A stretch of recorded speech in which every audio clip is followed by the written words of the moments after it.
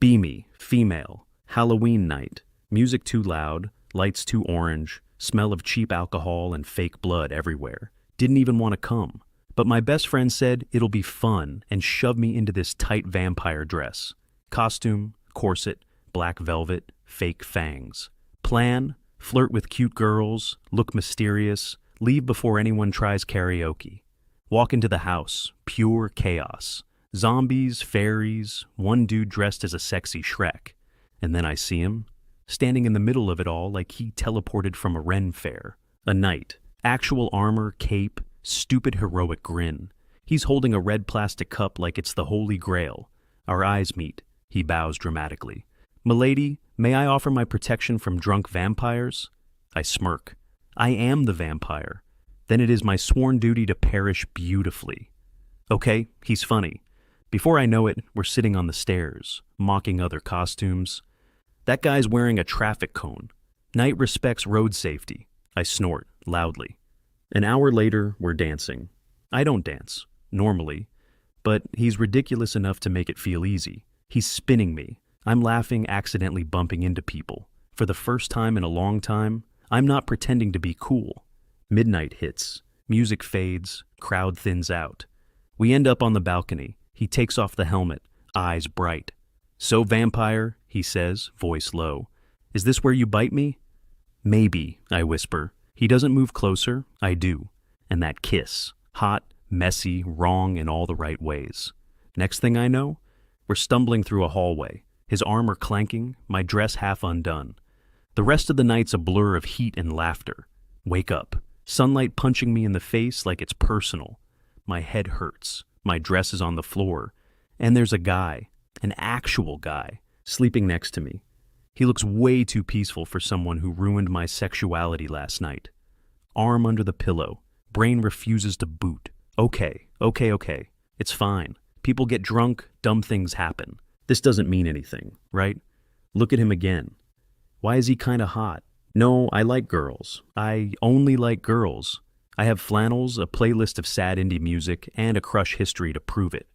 Get up quietly, trip over his armor. Helmet rolls across the floor like it's mocking me. Panic level, nuclear. Stare at mirror in the bathroom, vampire makeup smeared, hair wrecked.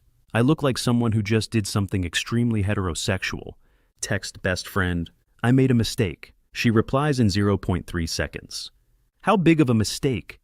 Knight in shining armor, big. Laughing my ass off. I hate her. Go back to the room. He's still asleep. Mumbling something about dragon respawn timers. Of course he's a nerd too. Great, perfect, amazing.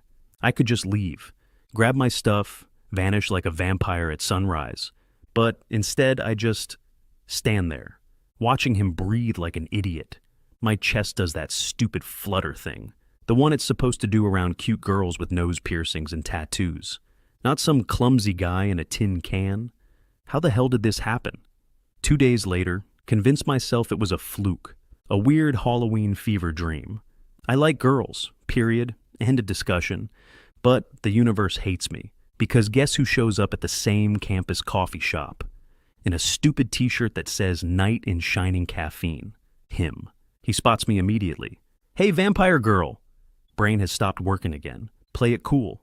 "Oh, hey, you." Nailed it. He sits down next to me like we're old friends. "Didn't expect to see you here." "Yeah, well, I live here now. I'm one with the espresso machine." He laughs way too hard at my joke. Annoying. Cute. Ugh. His smile does that thing again. The one that short-circuited me on Halloween. Heart decides to do backflips like a traitor. "So, I never got your name," he says. I mumble it, hoping the ground swallows me whole. "I'm Leo," he says, offering his hand. I shake it. Mistake. His hand is warm. Too warm. We talk for 10 minutes. 10 stupidly easy minutes. He's kind, dorky, sarcastic. Exactly the type I've always ignored because I liked girls. Except now, I can't stop noticing the curve of his smile, or how his hair keeps falling into his eyes.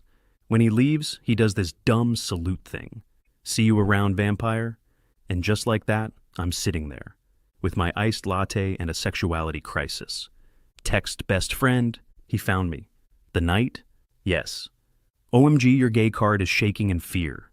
Me, denial mode on. It's just a guy. He's not my type. This means nothing. Also me, replaying his smile in my head for the next 3 hours, 3 days later.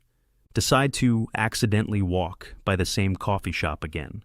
Definitely not because I hope to see him, just, routine, caffeine, whatever. Walk in, and there he is. Leo. Smile first, wave second, ruin my emotional stability. Third, he's wearing a blazer over a plain shirt. Looks like he walks straight out of some Pinterest board called Hot But Not Trying Too Hard. He gets up immediately. Vampire girl. You again. I roll my eyes. Maybe you're stalking me? Maybe destiny just has great taste. Smooth. Too smooth. Turns out he's on lunch break. He works in some fancy finance tech, something important job. Before I know it, he's insisting on paying for my coffee. I protest, of course. I can buy my own latte, night boy. He just smirks. Then let me at least be chivalrous. It's in my brand. The cashier gives us that couple look, and my dumb heart does a little jump. No, no, no, this is not happening. He walks me out afterward, opens the door for me like it's second nature. I've never had a girl do that, and yet it makes my chest feel warm in a way I can't explain. Hey, he says before I leave, there's this night market Friday. Street food, lights, live music. Wanna come? My brain, no, you're gay. My mouth, yeah, sure, Trader confirmed. The rest of the day, I can't focus on anything. All I can think about is how his hand brushed my back when he held the door, how effortless it felt to talk to him, and how terrifyingly easy it would be to fall for him. Text, best friend, he asked me out. OMG, and I said yes. Your sexuality arc is my new favorite rom-com. I tell myself it's just a casual hangout. No big deal. But deep down, I know. I'm in trouble. Friday night, tell myself this is just a casual hangout, not a date. Definitely not a date. Then I see him. Leo shows up in a black button-up, sleeves rolled just enough to ruin my focus. Hair perfectly messy, like he wrestled with gravity and won. Wow, I say before I can stop myself. He grins. You clean up pretty nice too, vampire. Night market buzzing, music playing, smells of fried food, lanterns everywhere. He pays for everything without making it awkward, handing me food like it's the most natural thing in the world. I'm trying so hard not to blush, failing miserably. We walk past a fortune teller booth. He insists we do it. The woman looks between us and says, "Strong future here." I choke on my drink. Leo just smirks. Guess fate ships us. Somewhere between bao buns and churros, it happens. He reaches out, brushes hair out of my face without thinking. Small gesture, but my heart flips like it's auditioning for the Olympics. We find a quiet spot near the river, city lights reflecting on the water. He looks at me, really looks, like he's memorizing every detail. You're different from anyone I've met, he says softly. Yeah, well, fun fact, I blurt out, nerves kicking in. I used to date girls, like, exclusively. His eyebrows shoot up. Wait, you're serious? Yep.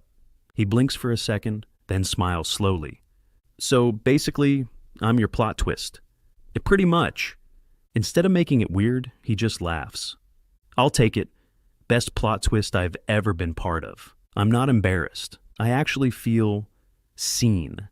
He walks me home, doesn't try anything, just holds my hand like it's the most natural thing, his thumb gently brushing mine. And I swear my brain just melts on the spot. When we reach my door, he says, "If this is your plot twist, I really hope I get a sequel." We'll see, night boy. Close the door, lean against it, realize I'm smiling like an idiot. This was not supposed to happen, and yet, it feels kind of perfect.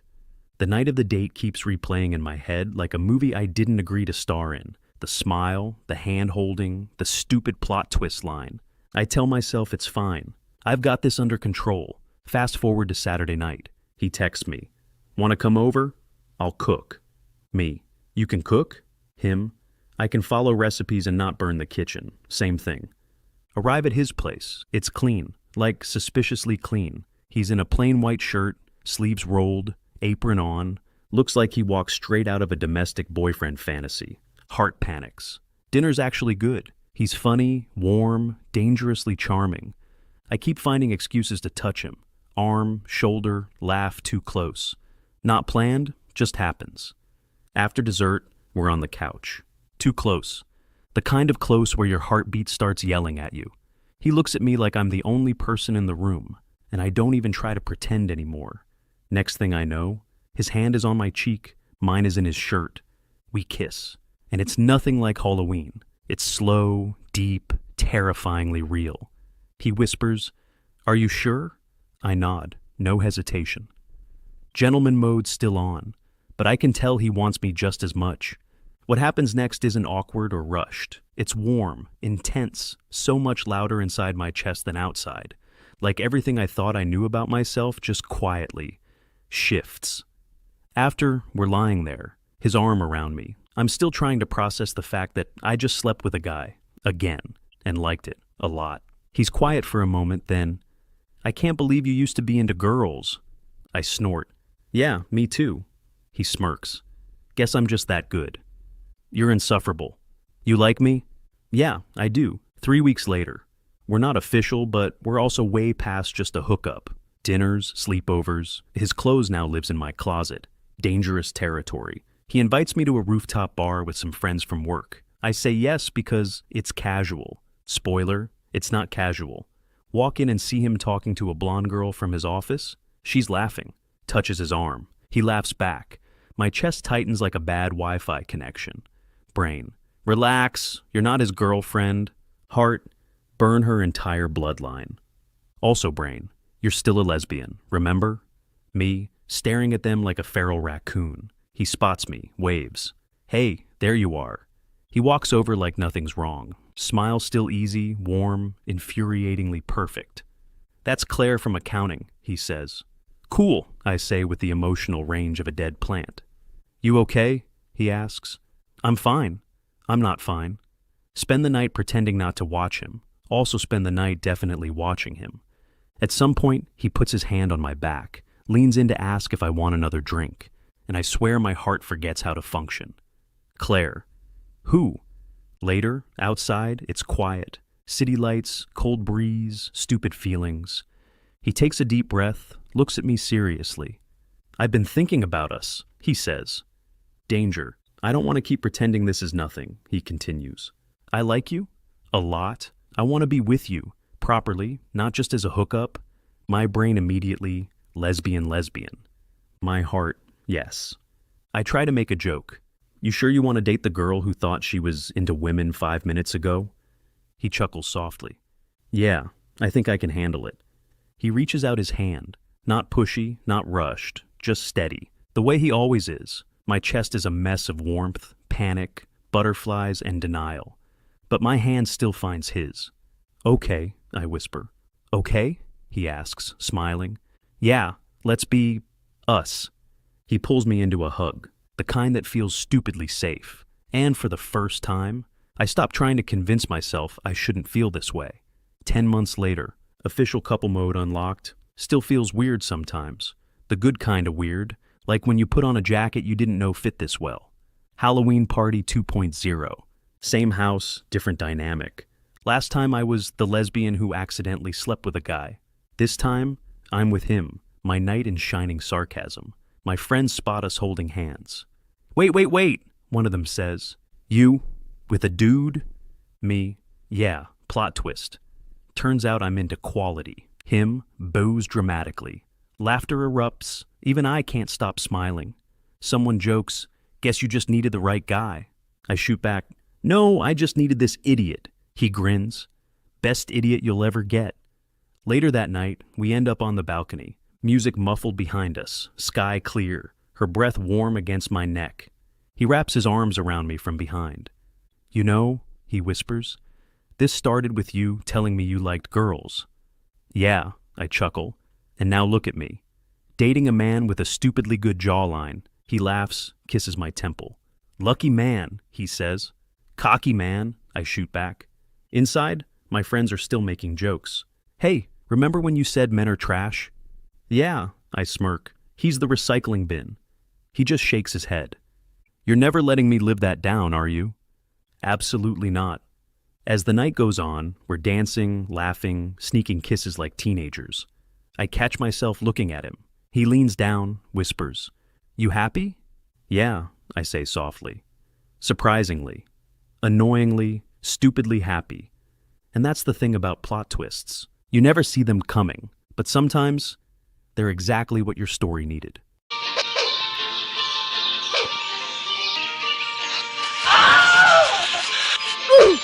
Oh!